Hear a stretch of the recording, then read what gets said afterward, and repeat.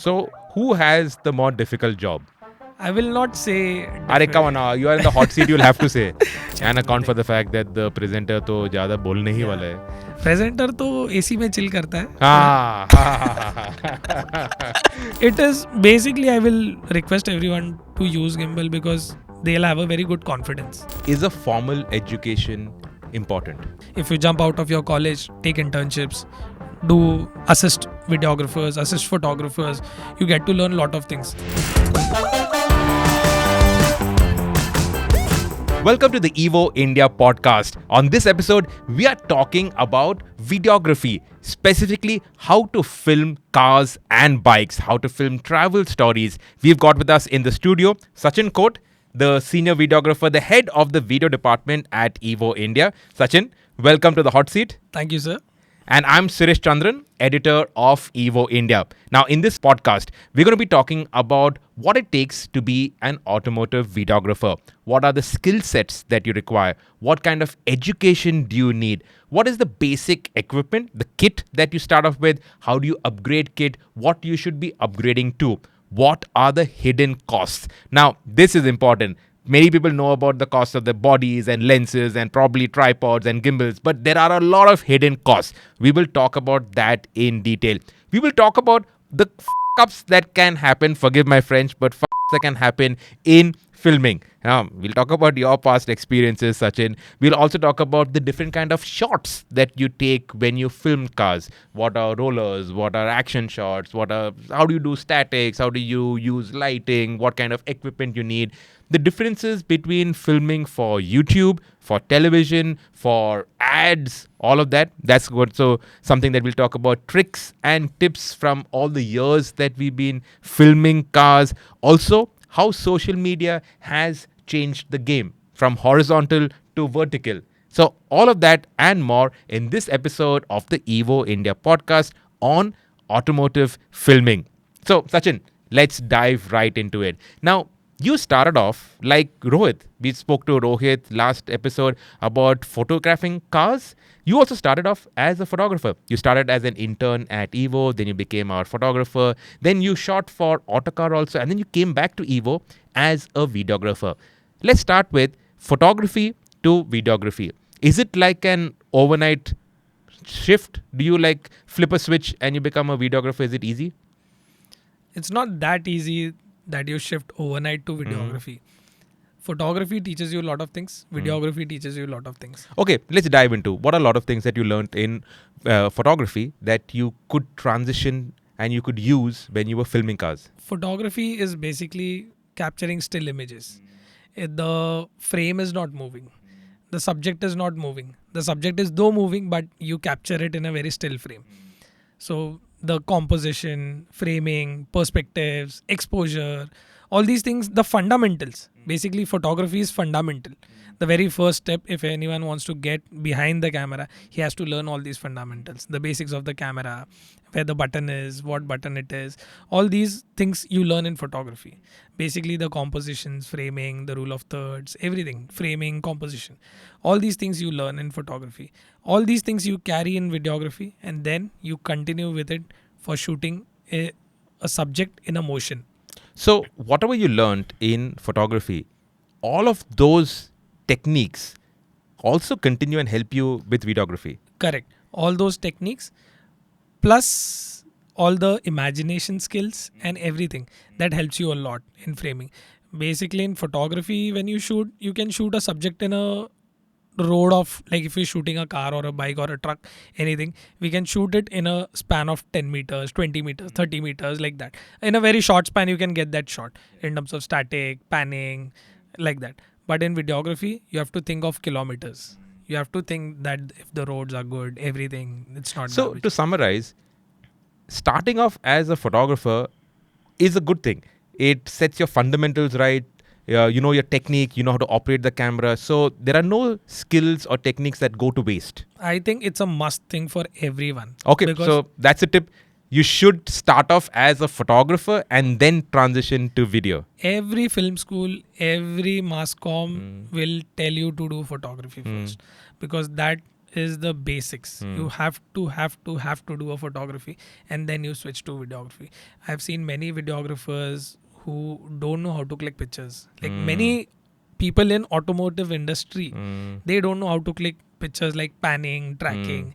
They get confused. But then if you know the fundamentals, if you know the knowledge, if you have the knowledge, then you are at the top.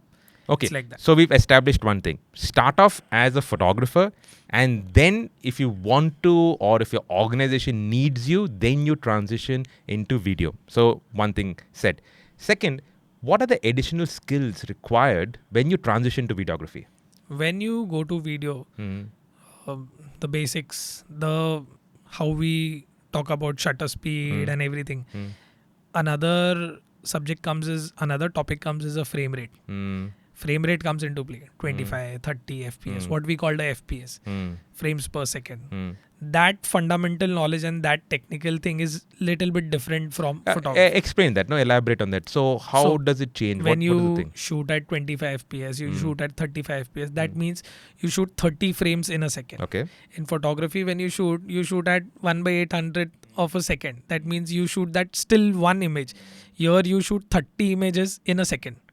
The basics is this, 25 FPS. Usually when we shoot, you guys, to sync the audio, the video, and the software has its own standards to which we shoot at 25 FPS. When we really want to take a slow-mo of the shot, we shoot at 100 FPS so that the editor has a liberty to drop down the FPS to 50 FPS, which slows down the image. So basically like those slow-mo shots of the tires spinning, Correct. smoke coming out. Correct. So that's what you're talking Correct. about. So now the camera and the technology have gone to 240 FPS. Different as soon as you go ahead with number of cameras, the number of FPS and everything is increasing. Like Blackmagic, Komodos and all these cameras, they give you a very higher frame rate. So depending on your project and depending on what you are shooting and what result you want, you use those cameras. In video, more additional things are you need to work with audio. Okay. That you don't have to do in photo. Then you have to learn. So what is the problem with audio?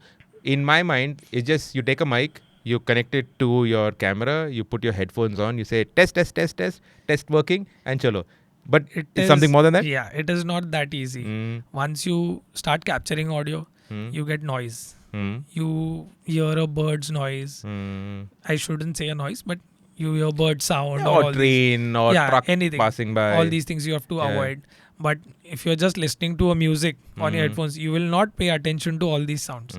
But when you are capturing somebody's audio or a particular sound, you have to be very peculiar that you, in your headphones, you listen that only. You have to avoid all these things. Lot of things are there in audio, like how much decibels you want to gain the audio, you want to drop the audio, all these things. Like the audio game is that important as a videography, photography. It's a different segment what you do.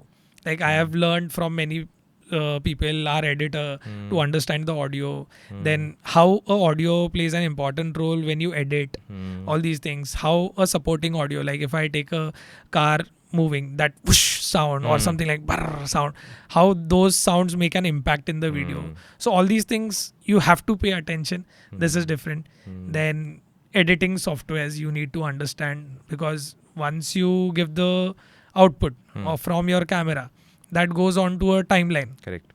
Where you have to think about what's going where and how it's going to transition things and all.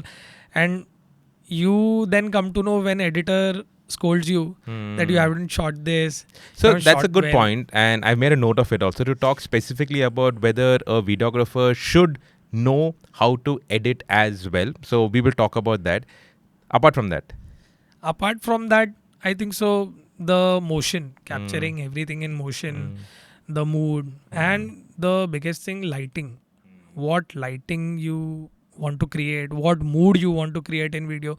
Today the video thing has gone so far that the subject in motion, the light has to also be in motion. You have to have that particular light. So how you do it, how lighting is been done in studios or outdoors, what all do they. Now new things have come, like they put like moonlight. They have to shoot at dark. What is moonlight? They create a very big, huge box where they put like RE 4K lights and all, huge panels of light. They take it as a balloon. It looks like a balloon and the light which falls on the subject and the ground, it looks like a moonlight. Oh. So soft light and harsh light, all these things. When So want if you're darker watching this shadows. on YouTube, we'll have images and footage to illustrate all this that Sachin is talking about. I'll be honest, like what he's saying now, I can't visualize what it is. So I'll also be watching the video to figure out what is it that Sachin's talking about. So you create an artificial moon. Correct. Okay. Mhm. Then basically you have to be very professional in terms of presenting something. Mm.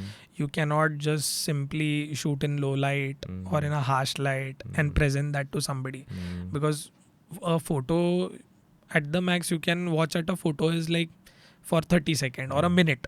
You take out mistakes, you see what is done.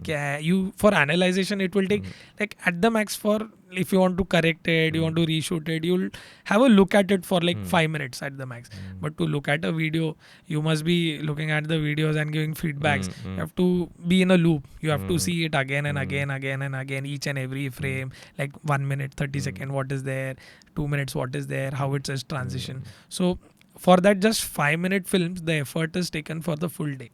It's not So that easy. who has the more difficult job? I will not say. Are, come on now, you are in the hot seat, you'll have to say. Who has the For more us difficult only, job? I think so. It's a bit difficult because we spend a lot of time as compared to the photographers. But then it's the thing is that if their photo is also going something on hoardings and all, they also have different aspect to pay attention. Don't be diplomatic, Sachin. No. Who has the more difficult job? I, Photographer or videographer? Come on, tick 1, tick 2, for tick. videographers. Videographer. So there, established. Videographer has the more difficult job. The other thing, now golden hour is an hour. Correct. Okay. Who should get priority for golden hour? The photographer or the videographer? That is usually decided on magazine Tick stories tick 1, important tick 2. or video. You're on the hot seat. Abhi batao. For both of them, I'll say I'll be not biased in this. I'll not be greedy. But both of us need the golden light in the morning as well as in the evening, because that half an hour light is like that makes things like wow. That makes look things wow. The car, the flare which you can take. So we have to divide our time that if we shoot action shots in golden hours or if we shoot statics in golden hours. So that's been mutually decided by me and Rohit. What should we shoot? So according to that, we get in the vehicle and we take that call. Yeah, chalo, today we'll shoot action shots. Today we'll take static shots. So there is A give and take. Yeah, give and take. Correct. Yeah. Okay. Let's get into how do you start as a videographer? I think first of all, I told you that one has to learn photography. Second, once he steps into videography game. So is a formal education important?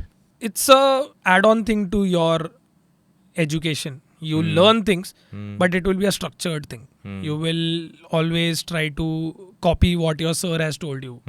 Or if you see any other person in your batch and if you see that he is doing good, then you will try to copy all those things. But if you keep on practicing and if you jump out of that, if you jump out of your college, take internships, do assist videographers, assist photographers, you get to learn a lot of things. My career, I never assisted one person in photography. I used to assist, like I had assisted 6 people at one time, so that I get different knowledge. Copying is one thing, but then once your knowledge increases, you have the freedom and you start thinking why he is done like that, why he's done. The same applies to this education in videography. Once you take a formal education, but it is not necessary that one should have. If he is very passionate and if he wants to really get into this, he has to work hard. Okay. Working So hard is very important. it's good to have an education, but it's not essential. Correct. But what you're saying is essential is interning, is working under other filmmakers so that you actually learn on the job, pick up skills, tips, tricks, and then of course you use those ideas that you've seen, use those techniques that you've seen and add your own creative flair to it. Observation is very important. Even if you are not handling the camera, even if you on the set, you are standing at one corner and you keep on observing things, you learn a lot of things. If you observe, like if you are there on the shoot for 1,000 days, you are going to shoot like that in one day, because you have observed all those things and you know that this is like this is like that, this is being shot like that. Even if you don't get to see into the camera screen, but still you have an idea, that thing is running behind back of the mind, because you are able to see the process and you are able to see the final result. So you can make out from the final result. Basically you can appreciate that thing. Yeah, this has been done like this, so I know. So I think so. Interning, then working hard, then practice. Practice is the key thing. You have to keep on practicing. So basically, practice doesn't mean going out and actually shooting, but just taking your camera and going and doing test shoots You should be well acquainted with your gears. with your If you equipment. know your camera very well, you can do anything you want. You know what your camera has restriction, what a professional camera has, and what a ultimate, the pro level, the ultra max pro level guy has a restriction. So you come to know about all this, and then you have a knowledge of upgrading, and then you try to work hard with this. You try to take out result from that camera. Ki ha, I want a result how my sir shoots. I'll try to take out result from this camera, and eventually this is how you grow. This is how you start earning also. So that's a good transition into equipment. Now, what is a good starter kit for a budding videographer? A starting kit, I'll suggest a crop frame camera. What If- is a crop frame camera? Basically, cameras come in crop frame and a full frame. Whatever the professionals deal is a full frame camera. Basically, the sensor size is full, and this is a crop frame. So you get bodies crop frame, lens crop frame. So the budget to buy the camera is also less. So you'll get a crop frame camera around for 50,000, 60,000, and then the add-on thing is a tripod. You should start learning. If you shoot handled things, you get to know that there's less stability. You keep on practicing. So you use a tripod so that your frame, your shot is stable, Yeah. that there's no shake. Yeah, correct. Once you hold a camera in your hand, your handheld, you keep on moving it. You don't look at the frame. So to analyze your frame, you need to have a tripod. So once you look at the tripod, your tripods now got handles and all. You can move the tripod, give slow motions. First you start slowly giving motion, then you switch on to gimbals. So what is a gimbal? Basically, gimbal works on gyro, and it basically corrects your or human errors. Basically, the shake you give to camera when you move around here and there, when the shake comes in the subject image. So all those things are Taken care taken of care by the gyro. gimbal. And Now, a lot of these cameras come with inbuilt stabilization. Isn't that enough? those aren't that stable, because once you stabilize and once you want to move your frame, when a subject is moving, especially in automotive, when a car is moving, the cameras will stabilize a particular frame at a particular shake. Beyond that vibration or shake, the camera is not going to correct you, and it is going to give you a very disturbed image, which even you won't like. And then you will turn off the stabilization. You will try to switch it to manual, and you will try to take it with your handheld thing freely. Basically, that works more easily than using a digital optimization. Speaking about gimbals and everything, then gimbal is an additional cost to you. Now, there must be different types of gimbals. Yeah, it's only basic on axis, Okay. 3-axis, 2-axis gimbals. Now everyone is using 3-axis gimbal. So, and some add-on accessories that you get a briefcase handle, you get some other arm and all these things. That's just an add-on. But a gimbal is basically works on the 3-axis X, Y, Z. How And a guide. much time did you take to get used to a gimbal? I learned gimbal in around, I think so. I got my hands over the gimbal in a month Okay. because I was shooting continuously. Like every day I used to practice. So every day practicing with the gimbal, and it still took you a month to get Yeah. up to speed with Yeah. it. Basically, you'll be able to balance the gimbal and everything, but you'll be not able to take a desired shot, which you have seen others on TV or anywhere. You'll be not able to take a arc shot where your wrist goes in a movement and the gimbal goes in another direction. The camera pointing towards the different direction, your wrist goes in the. You have to give a counter to that action. So all these things will come only with that momentum when you practice and you keep on shooting things. Then only you'll get that desired shot. Then basically you will also have to balance the gimbal weight with your strength. You have to have a good strength in your forearms, your shoulder, your back. So then only you will be able to have a good shot. Otherwise you'll have a back pain. You'll 10% of your shot will look good, then the other 10% will look bad, and then the 50% will look good, then 50% bad. It will happen like that. So you have to have your control over the gimbal and the movements which you do with the gimbal. So that will enhance your quality of shots.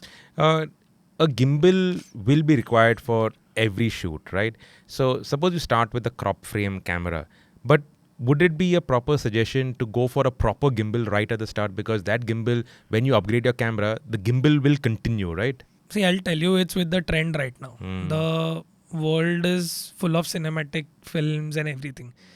You see, there are very, like how old films used to be very stationary and all. Now it's not happening. Especially in automobile, you cannot have a stationary car shot just looking the car passing. That can be a 1 shot out of 10 shot. But then now gimbal is very necessary for every newbie. He has to learn gimbal. It is basically, I will request everyone to use gimbal because they'll have a very good confidence of shots. That is going to help them a lot in taking multiple shots, experiment, and do what not all. And gimbal is an additional cost though to tripod, but don't compromise on it. don't compromise over it. That's Okay. my So don't compromise on the gimbal. So we talked about a crop frame camera, gimbal. What else as a starter kit? Sound? mic. Okay. You need to have a good mic. Okay. At least like a good Rode or DJI mic which you get. You get cheaper mics also, but then the output is not that. At the start, if you don't have budget, that's okay. To understand, then to capture audio, to experiment, you capture supporting like a water drop falling, you can take that, car passing, trees, birds, all these shots you can capture. But then eventually you need that crispness. Then when you put it on post, you'll have a doubt, Are, why my sound is not like that, or why it is not that crisp, why doesn't it has that bass. All these questions come into play. But eventually mic audio is a different sector which you have to learn, audio mixing and everything. So mic. Then Then comes, we are talking about a starter kit. correct. Okay. This is basically a starter kit. I will stop Okay. here only. Put together a roundabout cost for everything It will be under a lakh rupee. under a lakh. So at under a lakh, you can get a starter kit and you Starter can start off. Yeah. Okay. Now you use this for a year. Now you feel like you're a hero. Now you want to upgrade your equipment. What do you upgrade to? At a very basic cost, I will suggest to buy filters. Okay. At a very minimal and basic cost. So before upgrading your camera, invest in filters. Filters, because once you are shooting at harsh lights, you need neutral density filters to diminish the light. To basically, your lens gives you a range of aperture. So to get that shallow depth of field with that lens, what it provides, you need filters. Once you're shooting at harsh light, you will not able to shoot at a lower aperture number. You'll have to go beyond like 10, 1 by 10, 11, like that. So that time your subject and the background is full sharp. Then you don't feel, I'm not getting that depth what others get. So you should invest in filters. What are the different types of filters? So you get CPL, circular polarizer. You get ND. What does the circular polarizer do? So circular polarizer filter, basically first step, it cuts like not that much what a neutral density filter cuts, but it cuts the basic highlights, and then it has a good feature of cutting highlight in a direction. It has got a dark film only on half of the filter, not on the full side of the filter. A circular filter the half semicircle will have dark side, the half semicircle will be a bright side. So when you rotate the filter, it has got a ring. So once you rotate, the light get cuts. Basically refraction and physics come into play. The light get cut. When the light gets cut, your reflections on the car, on the windshield is gone. You get to see through the windshield, or you get the full color of the car on one side of the car. You will not get the full car like that, because you cannot have a ND and get that thing, because then it's cutting the full light. This is cutting only half of the light, which is refraction and all these things. Okay. So you'll get half of the color. So all these things will enhance your video. Okay, so that's a CPL. You talked about ND. ND. Other filters? there are many filters. You get mist filters, lot of filters you get, like different color filters. So world is your oyster. Yeah. So Okay. this is the basic what we use, ND and We didn't talk about lenses. yeah. So that's a next step because Okay. initially you will buy one lens. So with the crop frame camera, does the lens come with the camera? Yeah. So I'm the 60,000 cost I told is you'll get a basic body kit and a basic lens. Okay. To upgrade, I will suggest not like if you really want to be a professional to upgrade, you upgrade a camera body and the lens. It's full kit. You don't upgrade add-on lens to it because because tomorrow again after 6 months you are going to say, "Arey, didn't wanted this," and then when you sell it back or resell it, you'll not get that cost. So better to upgrade to a body kit, a professional body kit, full frame, whatever your budget fits in. You fit it. What is an ideal budget to have? Ideal budget of a body kit you'll get is like around just the camera body you'll get around 1.5 lakhs. Okay, 1.5. Like it will give you 4K quality and all. That's like what? Sony, Alpha, yeah, what? Sony, 7? Canon, Nikon. You'll have all three options. You get Z6, Canon A7 III, all these cameras you get. But then lens. Then you don't so want. what lens? Yeah, what lens should you then have? you don't want have a traditional kit lens. Okay. What you used in your basic kit. Okay. You'll always want to have a shallow depth of field lens like 2470, Okay. 2.8. Okay. That the lower aperture basically. Then you'll want to have a 50 mm. You will want to have a 85 mm, 1.8, 1.4. Now between 50 mm and you said what 85 mm, Yeah. ज़्यादा फर्क तो नहीं लग रहा है. What is the difference? It sounds different, but then I'll tell you there are elements in the lens. Okay. So every lens have different number of elements that results in your sharpness of the image Okay. and the shallow depth of field. If you notice, the quality of the footage is very different. Basically, a 50 mm will have a single element, but there is option like you get a bigger 50 mm 1.4 that will have a bigger lens element, glass element. All those things result in the sharpness and the quality of the footage you get. Higher focal length will give you a liberty. Basically, when you zoom, the background it appears to be in front once you zoom. So it always happens. This is the science behind it. So every 85 mm, 50 mm when you shoot, the subject and the background and the foreground, the variation is very different. The distinction The between distinction, correct. So the distance even, you will see that it appears in a different way. And the elements used in 85 mm, the 85 mm costs you like 3 times of the 50 mm. The Okay. reason behind it is the element inside it, the technology, the motor in it, all these things really matter. So there are n number of like with every brand you have 300 lenses.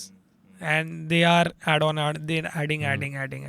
Tell me, does it make sense to invest in a full kit, or should you just have like a basic kit and then rent out camera bodies, lenses as per your requirements? So now we at Evo, we have our kit, but when we go out on bigger shoots, we rent out equipment. So our good friend in Pune, Abhijit, he runs primes and zooms, and we rent out all our equipment from there. So for anybody else also getting into this, should you just rent equipment? Renting is a very good thing. What primes and zooms and all provide is a very good thing. But the thing is, you need to have a basic kit. You need to have like a 50 mm in your kit, a 35 mm in your kit. Going beyond that to a higher cost lenses, you can always have an option of renting them. Okay, so what is the kit that you must have? I think so. Body? What we use is 2470, 24105, a kit lens. Then we use a 35 mm and 50 mm. Beyond that, when we rent out, we try to rent out 7200. Even we have a 7200 in house, but sometimes when we need an extra, we use 7200, 85 mm. Then you get special lenses like DGD and Art Sigma lenses. Oh, So- क्या है वो? A different quality. Okay. Basically, that image crispness, Okay. that is very different. The light entering the lens, it will be very refined and everything. There will be no like basically a lot of lens errors are there. So Okay. in all these lenses, the lens error is not there. So chromatic aberration and all these, there is very less amount of all these errors in these Okay. lenses. So Okay. that's why you need to pay for all these lenses to get that result. at a very higher level of work, people do notice all these things. So that's why you have to be very careful about when you quote something, then what result you give. All these people look at all these things. Like I particularly look at all this, but then you have to be very careful of this. So all these things are there. Ki a basic kit should have, because you are going to have it on every shoot. You are going to use it on every shoot. So for every day you cannot pay the rent. For 365 days you cannot pay the rent. So you minimum the cost of your production, you buy those lenses, and whatever you And of need course, as your per- recommendation is to keep shooting, Yeah. practice, Correct. practice, and practice Correct. makes perfect. Yeah. So if you have a 50 you love that footage that I'm shooting at a very shallow depth of field. You have that liberty to experiment it every day. Not that you have to think, yeah, I have to spend 1,000 rupees to rent it and then experiment. What's your favorite bit of equipment? I love to shoot on I love to shoot on primes. Okay. Basically, I love the depth Mm. and the light and everything. The subject is always in focus, so I love to shoot on. And I'll recommend everyone, I tell our office boys also, that you learn to shoot in wide. So I love the 16-35 what the lens is there. I love to shoot in wide because the wide framing will literally make you learn what framing is. A tighter with all these, you are just going to focus on the subject and you're not, everything is blurred. So in 16-35 and all, you learn things. You know where I have to place what thing, and you get to learn. So all these things are there. But my favorite is 16-35, 35 and 50. Okay. Hidden costs. Now, you have the cost of your body, your lens, your gimbal, your tripod, your camera bag. Chalo, wo bhi add kar do. What are the hidden costs? So filter is an hidden cost. Are Then- filters very expensive? Yeah. The quality of the glass in the filter really matters. How a glass quality in a lens matters. If you have a good, and again, that's the thing. Ki your sharpness, the result. You got Hoya, Nisi, all these companies which give you filters like for 5,000 rupees a filter. Which is, you're saying is rubbish. Is not rubbish. These are very Okay. good filters. You Okay. should invest in it, Okay. but you should be very careful with them. Because what, they're very fragile? Not fragile, but if even a single scratch comes on it, then it's like if a deeper scratch comes, the light is going to refract in different ways, and it's not going to give you the optimal result what you have paid for. So you have to be very careful. So, with the how much filter. should you budget for a CPL? See? Then it's your budget. I No, cannot but like you. what you recommend is. You get cheaper filters also, like around for 1,500 and all. You can buy those, but you then wouldn't no fun. recommend it, right? No so, fun. how much should you set aside for a CPL? 5,000 rupees, I think. So Okay. is like a, ND also you- similar? Yeah, you get a kit in 5,000. You get Okay. a ND and a CPL and a Okay. clear filter. Okay. Clear filter is just to protect your lens first layer. Okay. So you get a pack of this. I usually buy that, Okay. which is the brand I use is a Hoya. Okay. So- HOYA. HOY. So you get filters of that company. You can buy them. Okay. And then the hidden cost is memory cards. That's Hmm, that is a very big hidden thing. Hmm. That's hidden in your camera. Hmm. Uh, And the different types of memory cards. different types of memory cards. Now with the upgradation of cameras and the processor, there are very new memory cards. So CF cards, then Type A cards, Express cards, all these cards are there. What usually What are the differences between memory cards? the Obviously, capacity. but apart capacity from is that- one thing, but with the higher level of memory cards, the company manufacturers with higher number of capacity, like with a SDHC card, they don't manufacture like a TB of memory cards. But with a Type A CF Express cards, they have manufactured 1 TB of memory card, which Okay. you can use. So that is the difference. But the major thing is the protection of your data and the writing speed of the data. So with the writing speed, you are able to copy the memory card with that speed. Your camera is processing with that speed. So Canons have a feature of processing it later. Once you click a picture, once you stop shooting, then it processes. But for Sony, it processes simultaneously, parallelly. So you need to have a good. So in Canon, you will like half of the time you'll not get an error saying that your memory card is not good or whatever. But in Sony, you will get it immediately. You need to have a good memory card to capture like a good footage or a very heavy footage when you shoot on raw and all these stuff, you need to have a good memory card. The writing speed when you copy. Has it ever happened that you are shooting and then the memory card throws up an error and then whatever you shot for the past half an Yeah, hour? it has happened, and that's like a crying thing. Then you feel like you have been shooting it for the to reshoot is not the thing, but then to reshoot with that same enthusiasm and with that same ideas And golden light is everything, gone. golden light is gone. So that is a drawback, that if your memory card is not good and if it corrupts or happens anything, then so you will cry. It's like that. And then our boss will also shout at us. So double cry. Double cry.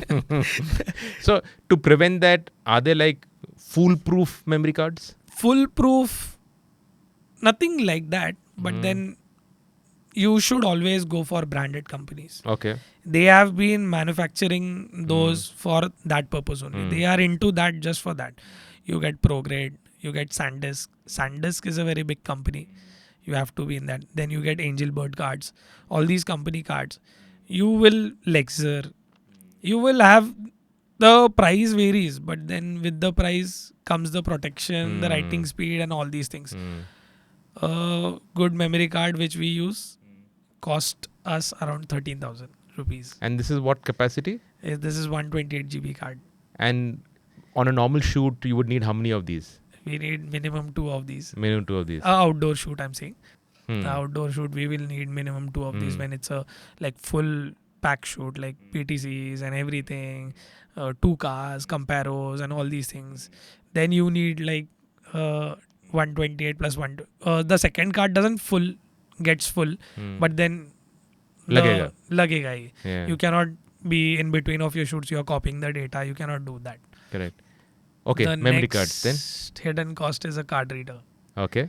With, How expensive can a card reader be? yeah, there are card readers worth 5,000, 10,000. And what would the differences be? The difference is again the writing speed. Okay. Once your memory card is so good that it has got so good speed, to justify that and to copy onto your PC, which you have spent 2-3 lakhs on your PC, if you're not copying with a good SD card, then it's not going to copy in minutes. It's going to take hours. It is going to show a very longer time. In that time, the data gets transferred in packages. So that packages, the speed of the packages getting transferred will be very less. So you need a good SD card, Transient, and all these companies. Now The Sony, reader. the card reader. The Sony provides its own card reader now. Okay. So then you have all these. Then This is a what hidden else? cost. Then I'll say cables and all these things, like some attachments to the gimbal. You get a briefcase handle or get an arm for your ease. All these are hidden costs. Hard disks. Then hard disks, yeah. To back up your data and everything, you need like a heavy hard disk. If you're on back-to-back shoot, you're for an advertorial, like a travelogue story, what we do are, if we are 2 videographers traveling with GoPro, drone, cameras, 2 cameras and everything, the audio backup and everything, the data is around like 300 GB, minimum 300, 400 GB with that data. And the color palette is also so vast that the data formed is also huge. So I'm just giving an example of 300, 400 GB. Then backup it at that same night. Then again shoot on the second day. Then again shoot on third day. So you carry different kinds of Yeah. hard disks, right? You carry that Chutku hard disk. SSD, SSD. solid state. So why do you use that? First of all, that's a waterproof thing. Then even if you drop it, nothing is going to happen. The normal hard disks, they are mechanical hard disks, Okay. which we used to use earlier. Yeah. Before there were SSDs, but those were internal SSDs. Now they have taken out external and they are very compact. They can fit in your bag anywhere. But with those hard disks, the previous one hard disk, the HDDs, you had to be very careful. You cannot drop it anywhere. Once you're copying, then you have to place it at one place. You cannot take it and roam around here and there. Basically, the head of the hard disk, there is a sprocket inside the hard disk. That is the first thing which get damaged. And to recover, that's though not hidden cost. That is though that you have to empty your pocket. Like it will cost to take out 1 TB of data, it will cost you around 40-50 basic. So 40-50 grand 40, and that to too recover not 1 assured TB ki and not that assured. full data is going to be protected. So with SSD your data is protected, and the SSDs also have a good writing speed. You get a 800 Mbps, 1000 Mbps, 2000 Mbps. So the more the writing speed, the more the data is copied fast and transferred. So that's an SSD which you carry in your camera kit. And of course, in the office, we have a NAS drive Yeah, to store all the data. yeah, the cloud system. For a newcomer or for a freelancer, a cloud is not necessary. But for who's going to have who's working every day or opening a small production house, cloud is a must for him, because you'll have so much piled of data and you'll be sharing with your editors and everywhere. You need a cloud of it. So NAS though costs you around, like a basic NAS will start around 6-7 lakhs with a minimal number of Hard SSDs disks in in it, it. hard disks in it. That too, if you buy 2 hard disks, one hard disk is for your storage and one hard disk is for backup. Yeah. So if any damage happens to one hard disk, the second hard disk immediately backups all the data and damages that hard disk, and it's like your data is backed up. So to securing your data is also an additional cost. All these costs are there. And then we haven't spoken about the cost of softwares. Yeah, Now, once you shoot all of this, you have to get it edited, correct. right?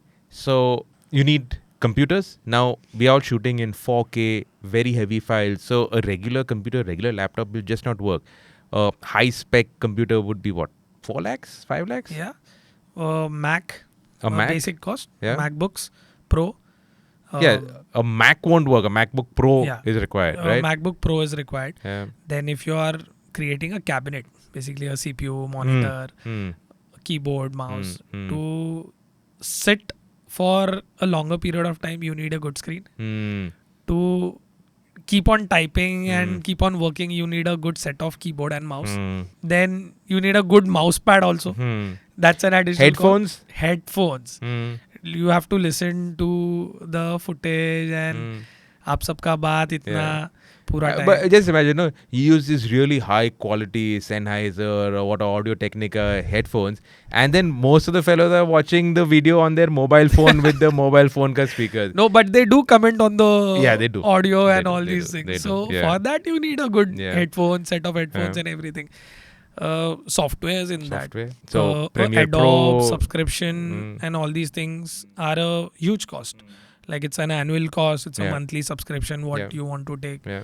But then annual subscription will cost you around 25,000. No, it's around some 60,000 if you take the full But Adobe the suite. student thing I'm talking. So if you are a 25, student, 30, yeah. 20 or something. 25, but then 30,000. otherwise it's But like some, I think, on 75,000. Yeah, on a professional level, it is beyond 60,000. Yeah. So in that you get a full cloud, Yeah. but you can, according to your needs, Mm. you can bifurcate and you can minimize your cost. Yeah. You just want a Premiere Yeah. Pro, DaVinci. For Apples, you get a dedicated software, Final Cut Pro. Final Cut Pro. So all these softwares are there, for which for FCP you have to pay an annual amount. For DaVinci also you have to pay an annual amount. Yeah. Adobe you get a monthly subscription. Yeah. So according to your need, according to your budget, you buy these softwares and you work upon. Yeah, and you can't do without software. Also, it's not like you just use Premiere Pro. You also need Photoshop. Correct. Because you have to edit your thumbnail. Correct. Now, for YouTube, now if you're watching and you're thinking about how you're going to do this, you need to shoot a thumbnail picture. Correct. You can't just from the video grab one screen and say, okay, that's my thumbnail. You need to shoot a separate thumbnail picture with the host doing something funny like that, haath dikhate hue, or some nonsense like that, right? To hook your viewer. You need a really interesting thumbnail text to hook the viewer and get him to click on the video. Then you need Photoshop to edit that picture, put the text and get it to pop. That's an added thing, Yeah. right? So Photoshop, Premiere Pro, After Effects, these three softwares are the basic. Then to regulate audio, you have audio, media, all these things, different software. Hey, hang on. We haven't spoken about your audio subscription, your music subscription. Yeah. Now, on a video, you have to have music, ding check music or whatever, some hip hop beat, something, right? You have to have, Yeah. A lot of our editors like all the techno beats, which I hate on the videos. I hate it. Karan, if you're listening, I hate it. But okay, you have to buy that. So again, you need a music license. Yeah. So a system where you buy licensed music. Correct. There are a lot of these subscription services where you can buy that music, and if you don't use licensed music, YouTube will immediately flag it and blacklist Correct. your video. So They'll- that's something that you have to buy. I think we have Music Bed or something that we Yeah. use, right? So that's another cost of that. And that too, once you start exploring, you cannot stick to only just one subscription. You'll Yeah, have to have yeah. a I think we different. have 2 subscriptions. We have, yes. I think so, 2-3 subscriptions, which we use. Hmm. So it's like basically the cost is going to pile Yeah. up with lights and everything. Lights. So what kind of lights do we need? Now, obviously we are in a studio, so we've Yeah. got studio lights and all of that. Now that is a very specific requirement because we are in a studio. But when you shoot outdoor, do you need lights? Basically, but when you shoot outdoors, Hmm. when we shoot in harsh light or anything, for recording, you guys in turn, you guys are sitting inside the car, then you are to match the exposures and everything. Sometimes we need like a tube light kind of thing, which is called LC500. Okay. So all these lights are there, which will cost you around 40,000. Okay. That single light. Hmm. So once you want to experiment, you'll have another set, like a pair of light. You'll want to have one by key lighting is done, one shadow, one rim light. All these things are there. So basic light, and in studio and all, you can have a constant source of light, which is like a Godox. All these lights you can use, but then it's like for your different use, you have different types of lights. For like creative, you get Astras, you get Godox tube lights.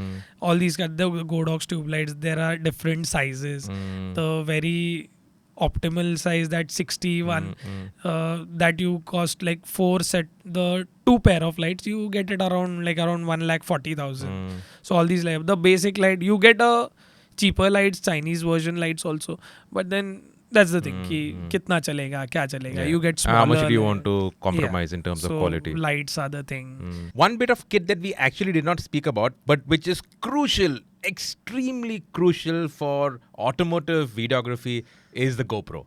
Correct. All the in-car stuff, everything that we shoot where the driver is driving. Now, obviously, you can't put your big camera inside it. You can't have your gimbal inside it. You can put the camera with all those 4 suction mount clamps and everything. That can be done. The guys at Top Gear UK, the Yeah. guys at Grand Tour, they use it. But for our shoots, no, you want to do like a quick in-car bite, you have to use a GoPro. Now, there are obviously versions of the GoPro, but the GoPro is the default. Without a GoPro, I don't think anybody can do in-car content and all those cool driving shots, the reactions, the emotions. Without a GoPro, you can't use it. GoPro is a very action-packed camera. The only drawback is the depth what you get. That's why they mount all those things which you see in abroad, which you see all these things. They mount it because they want that depth and all those things. But that comes along with a big production cost also. Yeah. For us, on a very run and go shoot, you have a GoPro, you have a suction mount, you're done. You take multiple angles, you stick on the car wherever you want, you stick it, you take distorted shot, you take a very particular shot, take those speedometers and everything, you take all those revving shots and exhaust it's a pipe. very versatile camera. Correct. So when I went to Arunachal, I had one GoPro with me. All the content that I put out every day, all the content, the Yeah. cool stuff, it's all with that one GoPro. Mounted vertically, mounted horizontally, take 2 different angles. Obviously, get out of the car, put it on the car in front, driving behind it, put it on the car behind, drive it ahead of it. So you get the front shots, the rear shots, inside the car, you get my talking and my reactions to you get so much out of it. And now with that app, you just transfer Correct. it to your phone, you trim it, use whatever software editing apps and all that, and you can just put it up. So for social media, for the main video, for our content on the television show, everything we just use GoPros. And it's such a versatile piece that it's so hardy that once we were shooting, in fact, coming down from Bumla, I was shooting the car and then it fell off and I didn't even notice it. And somebody from Precap picked it up and gave it to me. It works, no problem. Correct. It's so Waterproof. strong. It's waterproof, dust proof. Yeah. It gets hot. Yeah. That is one thing. And especially Because now of the with batteries. 40, now with 40, 42-degree heat, it does get hot. But apart from that, zero issues. We are using what now? The Hero 13 13, or something? And we started with the very first GoPro. I think so. When I came to office as a photographer, I saw GoPro Hero 8. And we've And- had And GoPros Hero before that 5 also. also I saw, Yeah, which yeah. was shut and is kept in the cupboard Yeah, till now. Yeah. So I know that it is there, the So Hero a 5. GoPro is indispensable. You can use better clamps, better Yeah. mounts. Yeah. So we use a small rig Yeah. A clamp, suction mount. a suction mount with two For bikes, we suctions, use so chest mounts. yeah. We also use a hat mount Yeah. to get those speedometer shots that Correct. you were talking about. POV shots. There is an accessory that we use, the mic. What is it called?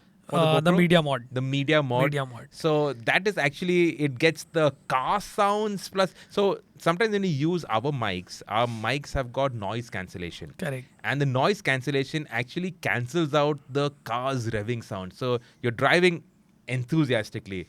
Your engine is at 7,000 RPM. But you don't get all that through the mic because the mic actually cancels it out. But with the media mod, you get all that and then the presenter screaming. So all of that, that's really cool that comes out of the media mod.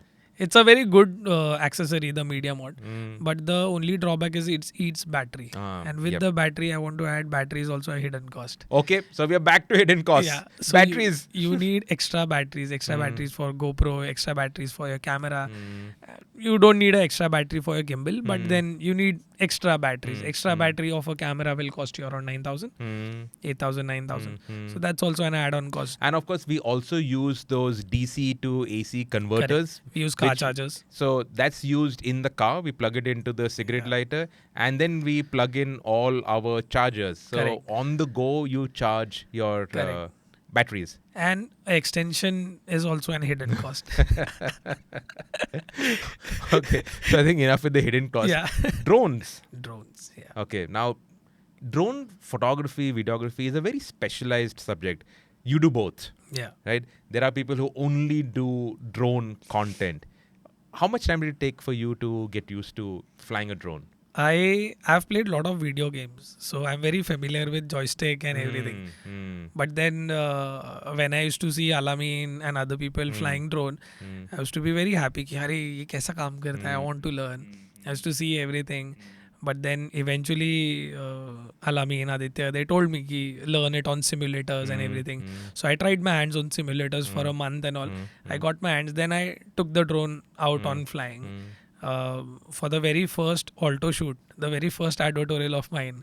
Where was that? Up That was in Ladakh? Rohtang and Ladakh and all Oh those yeah, regions. that first one, the mountain goat. Mountain goat, correct. For that was the very first time I flew a drone as a professional in a way.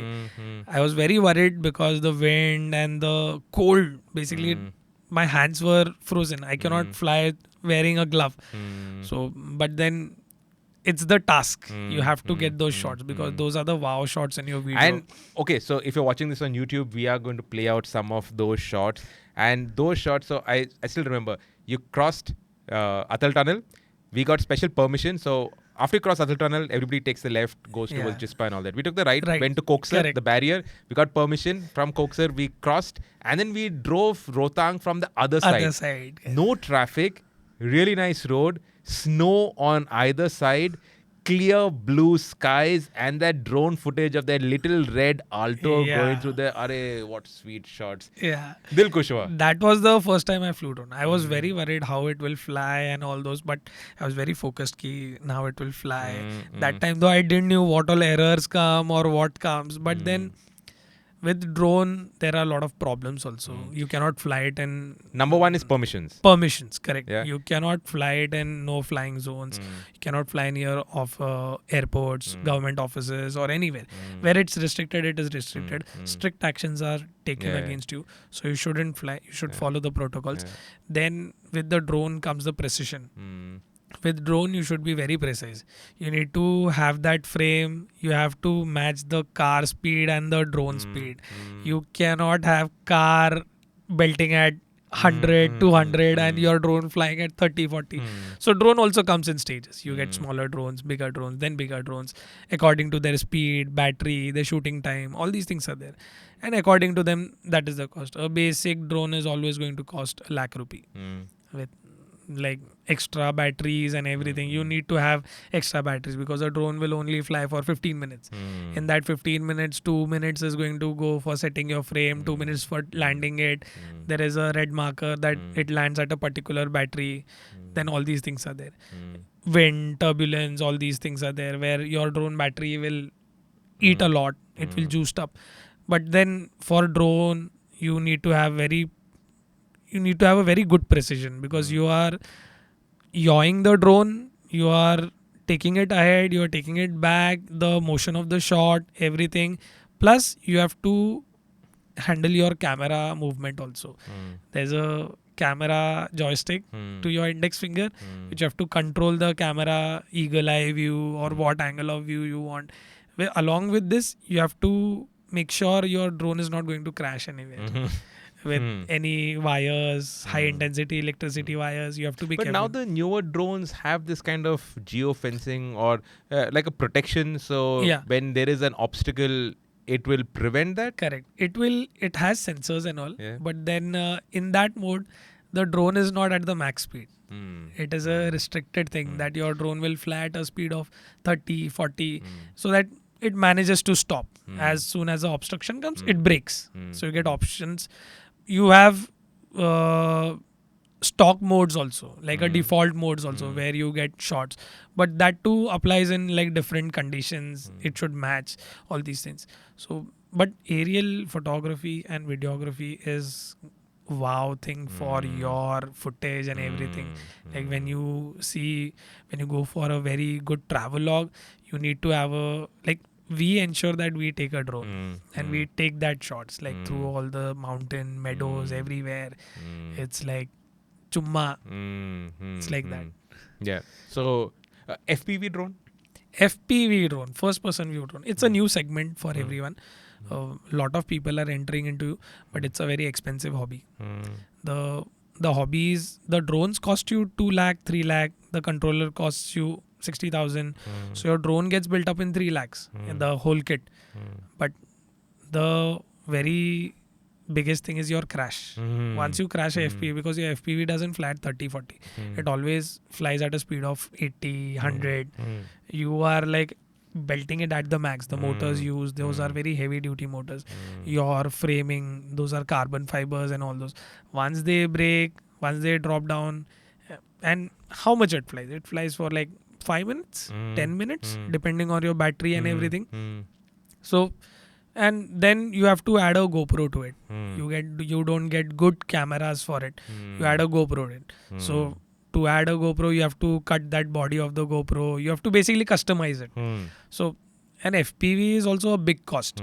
It's a very fast and wow footages. Like you see Johnny FPV and everyone, but it's a very expensive hobby. Johnny, so he puts a red Komodo camera on so that's a very huge risk. Yeah. One has We, to take. we first saw his stuff that he shot for Porsche with the correct. Yeah. Taycan Yeah. in the sand and in the Yeah. snow. And then he also shot that movie, right? Some Red something with The Rock in it. That opening scene that goes through Rome, through that church and this, that. And yeah. But that stuff looks Yeah, epic, yeah. man. Yeah. In automobile, it's like very for us though. It's a like one should learn. Yeah. I yeah. learn if you pay for the FPV. Yeah, we'll do it. I've been saying get an FPV. कब से बोल रहा हूँ? But let me have like full Now she control over started. drone. See, but. See now the but has started. We used the FPV and we did that full drift story at Yeah. the Curry track with Correct. that Camry. Yeah. And that stuff, man. Even looks at BIC, crazy. At our BIC AMG also. events Yes. Yeah. we have used it. Yeah. So we've got some cool stuff. Okay. Now, how do you plan for a shoot? Shooting comes in 3 steps. The Okay. planning, the complete. It's a pre-production, production, and a post-production. Pre-production is, first of all, we get ideas, script, and everything. We sit together, we brainstorm, we sit with the editor, we understand the flow line of the video according to the script, shortlisting, creating gaps or where the montage will fit, what B-roll goes against what you are So saying. let me break it down for the benefit of our viewer. When we talk about scripting, now when you look at a regular first drive review. That cannot be scripted because we haven't even driven the car. Correct. So you can't script it and go, what are you going to say, right? And we don't use ChatGPT to form our scripts. So that we go there, okay? We might think of a hook for the video, especially for the start. But otherwise, you go there and you film as you're driving. You think, okay, this is cool. Talk about that. This is nice. You talk about that. You look at the car, then you talk about the styling. So those aren't scripted. Scripted stories would be like the mountain goat story that we've referenced many times over here. Now, I have that idea of the story that I want to do. I'm talking about my very first raid that I did with the 800cc Alto and how the Alto of today traces its roots back to there. Plus, we are going and doing some of the routes that I did in the past. So I've pulled out all the content from my very first raid. Then I've thought about what I want to do, where I want to go, scripted it out. That scripting takes like a good 4-5 days because that is like a story that you're writing while you're thinking about camera angles and how the shot is going to be. And yet there are gaps because once you drive that current Alto up there, then those reactions, those can't come scripted. Those are natural. Correct. Those, as you drive it, you think of something and you say to the camera. So that is the scripting part of it. Now, once we do the scripting, then it's over to, so on WhatsApp, we got a Evo shoot group. Upcoming shoots. So we send it out over there.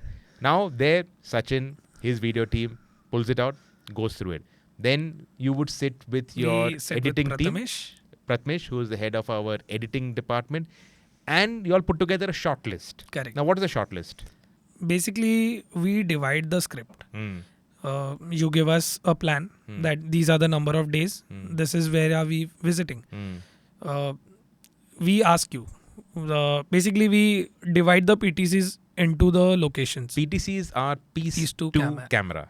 So we divide the PTCs according to the location. What you are saying, we make sure wherever you are doing an in-car, we have external shots of the car there because from a GoPro what sees outside is not what I see through a camera. Yeah, it should match. Yeah, that if I do like a 10-minute take to the GoPro while driving, you can't look at me for 10 minutes. Correct. You'll get fed up of looking at my face. Correct. No matter how much action and no matter how much enthusiasm I put it, 10 minutes is too much. Correct. So you need what we call B-roll to illustrate what I'm talking about. And also while I'm driving and talking to the GoPro, we have shots of the car from outside and all of that. So those are B-roll that is put over the in-car PTCs, pieces to camera, to make it more visually interesting for the viewer. So the short list elaborates where we want a car passing shot, where we want a car static shot.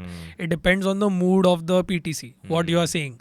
Once you say engine shot, and that too, you are exaggerating that thing. We cannot have a static engine shot. We'll always have a rolling car shot that passes the camera at speed. So when you're talking about performance, you need fast shots. Yeah. When you're talking about memories, then you want beauty shots. Even with the tone of your PTC, when you are giving at a very soothing, then the shot needs to be like the landscape and everything. So what landscape, where, which part. So all this is divided into brackets. Then what shot it should be taken, a mid close-up shot, a tight shot or a wide shot, depending on the mood and everything. And to that, we also decide what should be the editing flow line. So we sit with the editors, we make sure this script, the short list and the editing flow line is in one line. So it's like that. So that's why we have to be very careful about pre-production, the number of days. It's not going to be 100% perfect, but then it has to be 80%. So the 20% is with the uncertainty at the location or whatever it is. So you manage that. Yeah. But I know for a fact that one thing that you really hate about what the presenter does is the extra in-car PTCs. Yeah. So we have our script, but then when you're driving, you find something interesting about the car, you have to say it. And then these guys sitting on the edit desk and they say like, but it was supposed to be 30 seconds and this is like some now 5 minutes. And now what do we cut from here? And if you can't cut, we don't have so much of B-roll shot. And then bolta hi ja raha hai, khatam hi nahi ho raha hai. And the presenter is keeping on talking. And I know that's a big pain point, but now what to do? For the editors though. For the editors, yes. Because it's a surprise for them. Then comes the actual shoot. We reach the ground before 1 hour. for the golden light. We set up our cameras. Now, setting up your cameras takes a good Yeah, 20 it minutes. takes half an hour, I'll say. Half an hour. Because which lens, what is the first shot, placing the car, making sure the car is clean or not, which Rohit told. Then Rohit's first thing about photography, you should enjoy cleaning cars. so he's like one of the guys who makes sure that the car is clean. Like sometimes I'll be lazy, but he's the guy who will say, "Nahi, car clean chahiye." Even he has the liberty of post process. So you go to the shoot 1 hour before the golden light.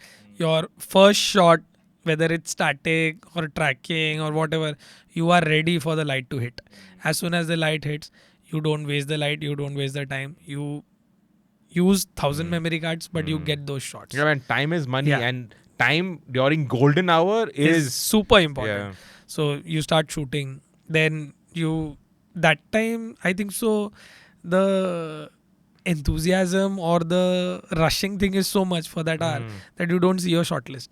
Sometimes it happens like that. Then you again have to refer, Ari, what all I have to shoot? What are the moody shots?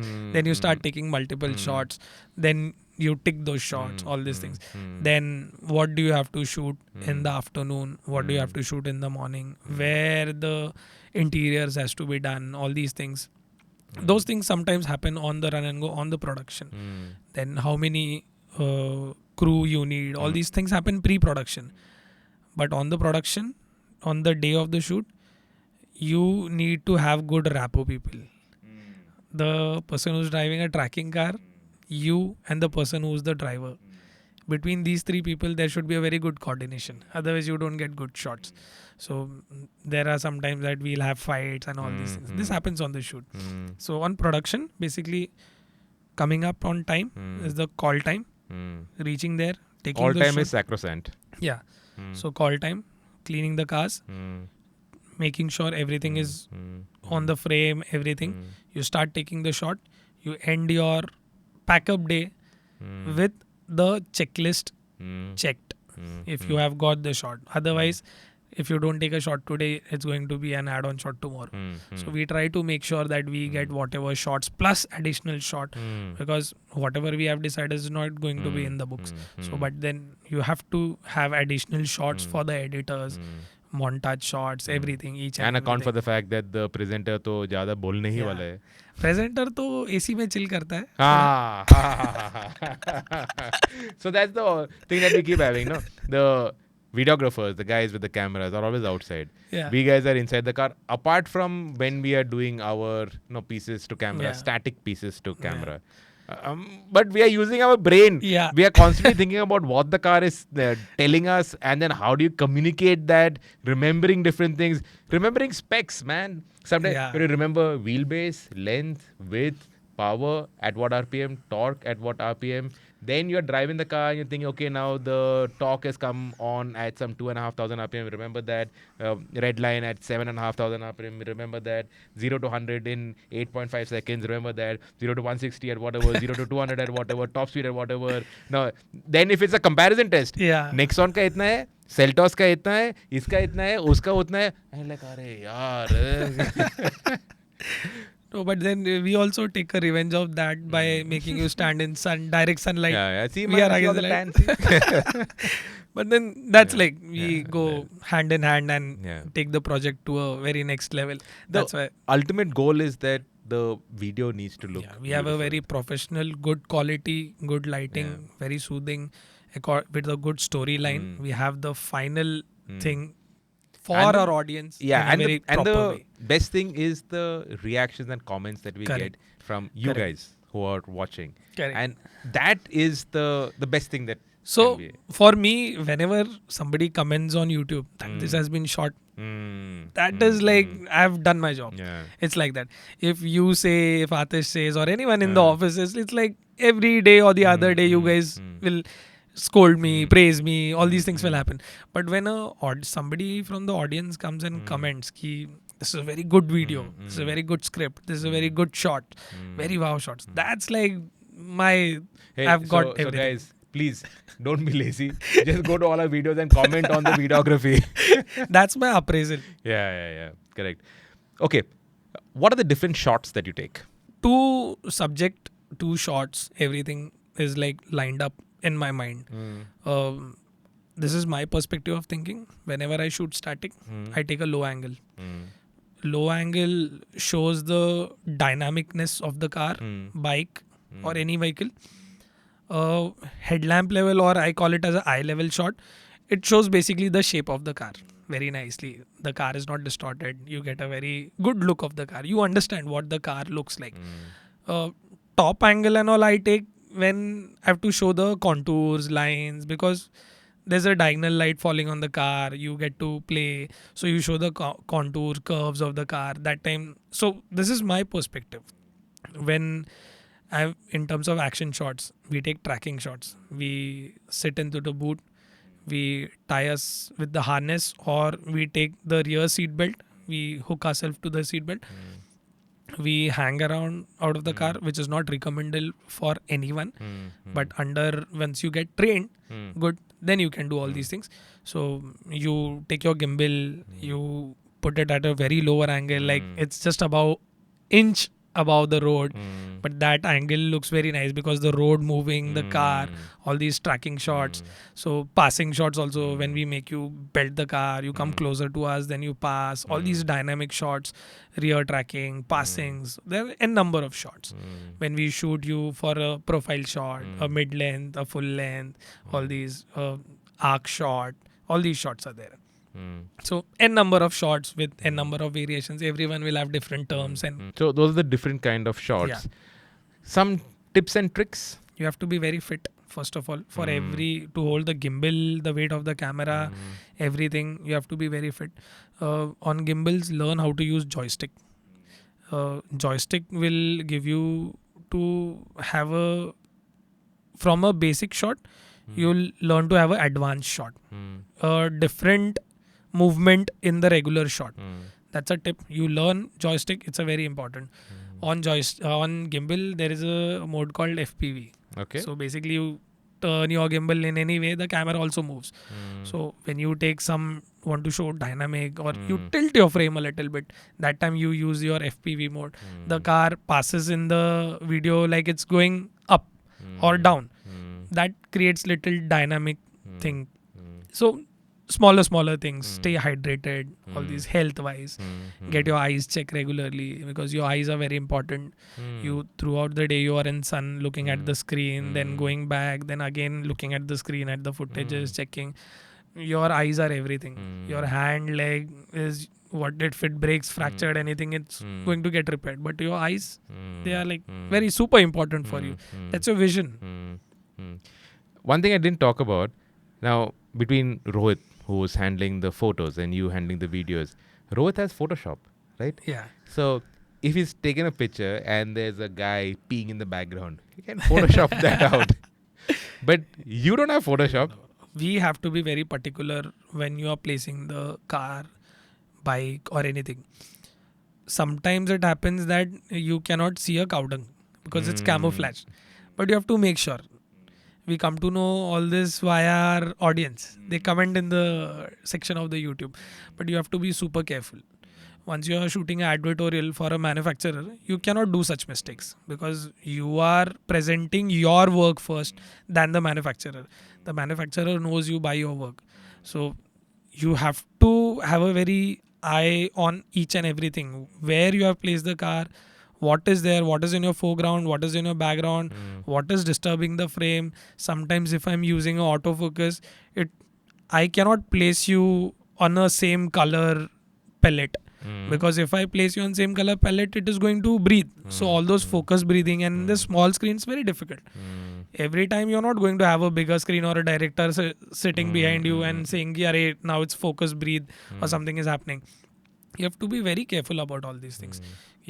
All these things, small plastic bottles, cans, liquor bottles. Brands have an issue. You cannot have a water bottle inside your car and you take that shot and you say, "Yeah, chalo, we have put it." The brand will have an issue with negative impacts, all these things.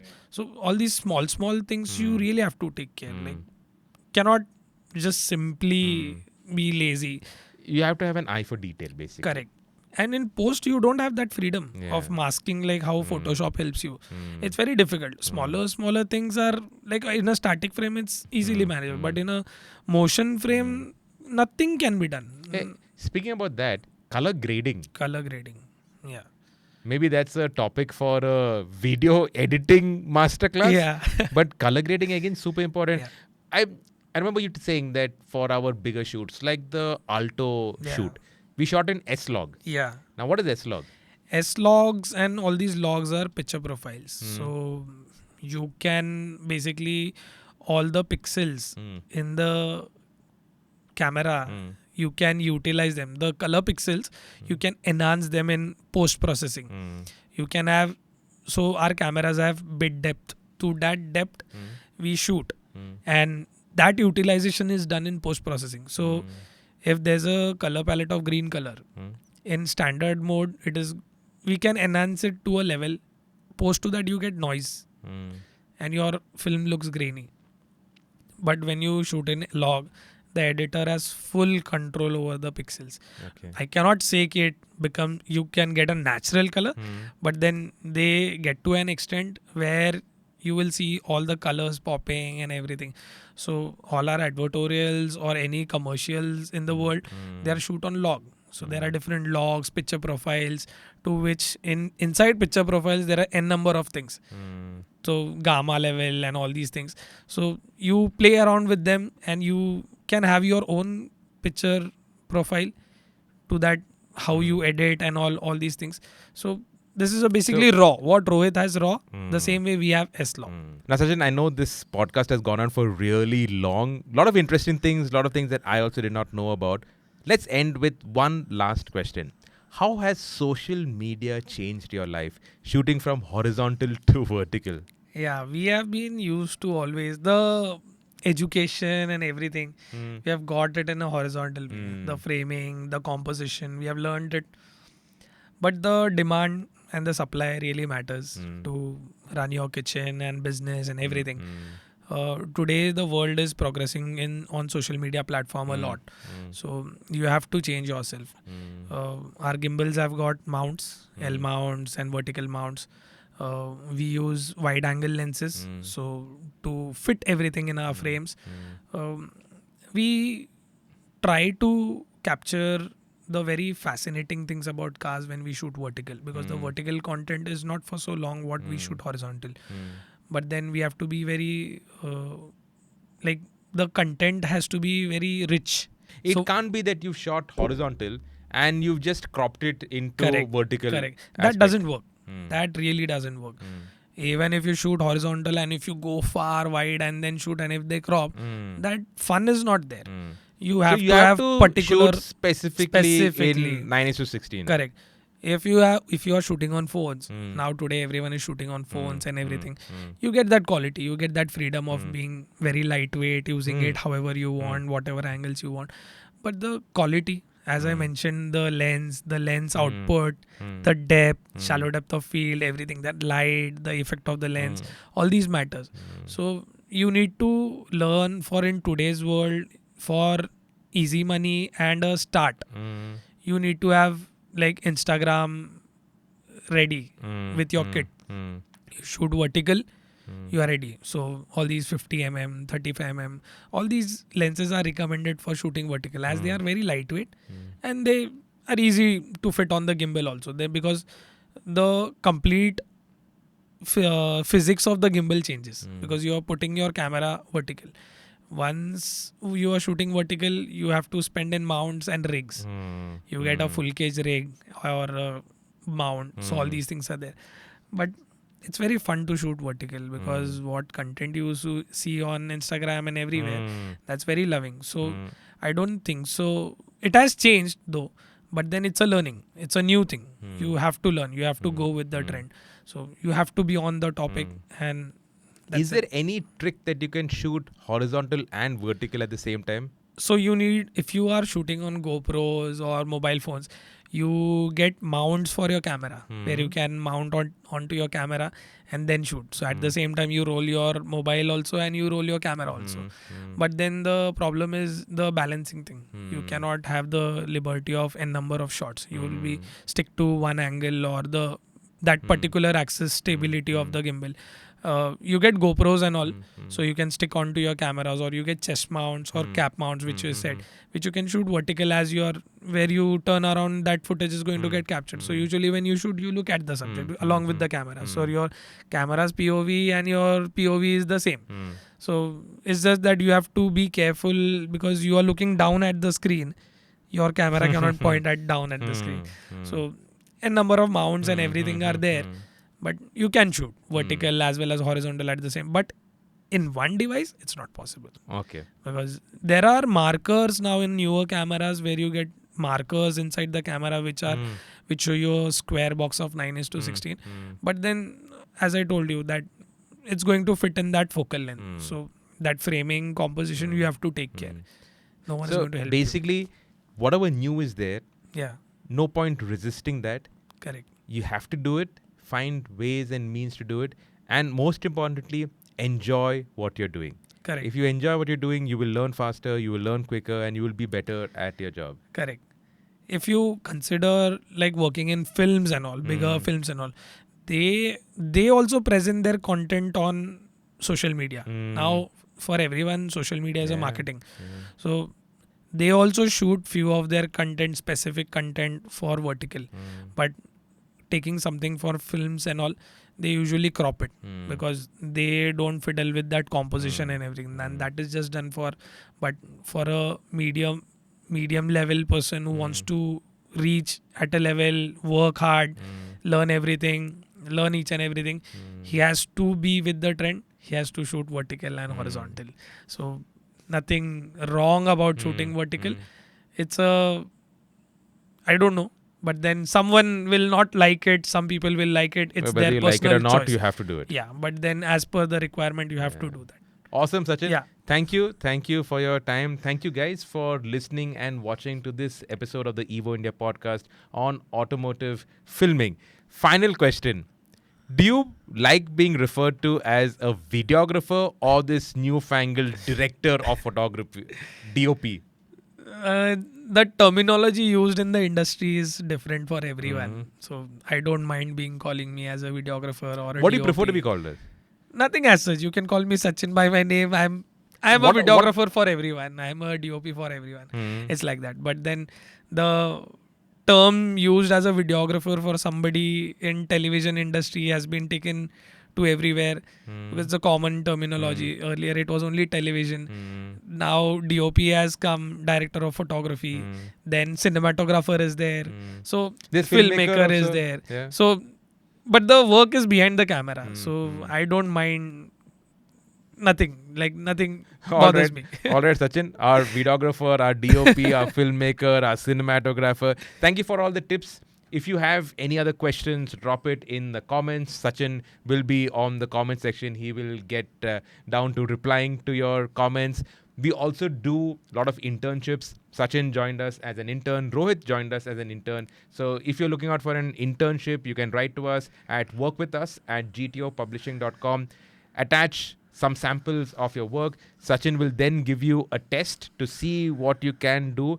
We'll evaluate the test and then we do internships. Our internships are for 6 months. There's no guarantee of a job, but if you're good, we'll obviously want to have you on board, and we're always looking to expand the team.